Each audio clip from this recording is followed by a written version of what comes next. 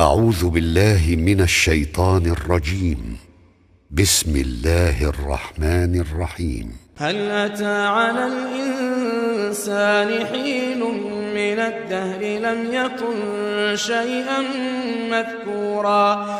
إنا خلقنا الإنسان من نطفة أمشاج نبتليه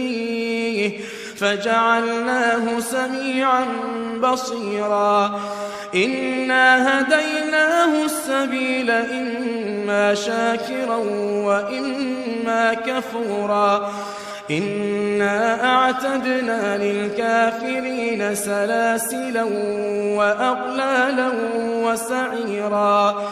إن الأبرار يشربون من كأس كان مزاجها كافورا عينا يشرب بها عباد الله يفجرونها تفجيرا يوفون بالنذر ويخافون يوما كان شره مستطيرا ويطعمون الطعام على حبه مسكينا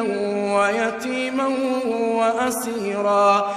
إنما نطعمكم لوجه الله لا نريد منكم جزاء ولا شكورا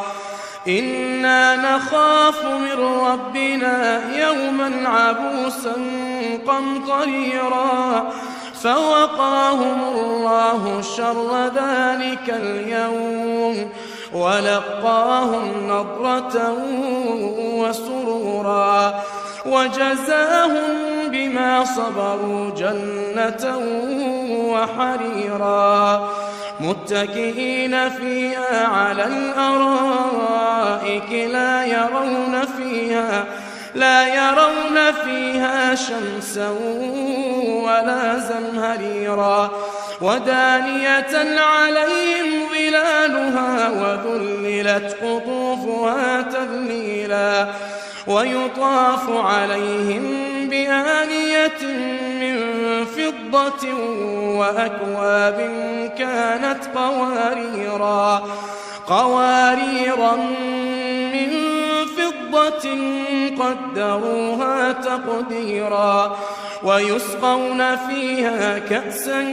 كان مزاجها زنجبيلا عينا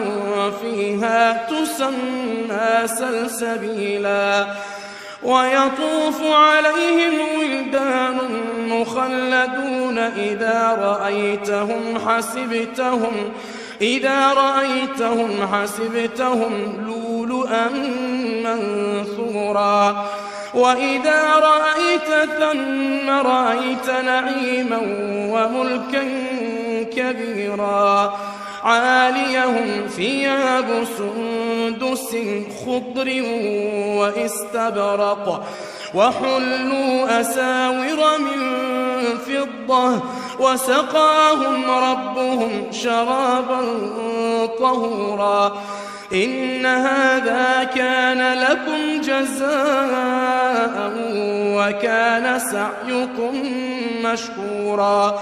إنا نحن نزلنا عليك القرآن تنزيلا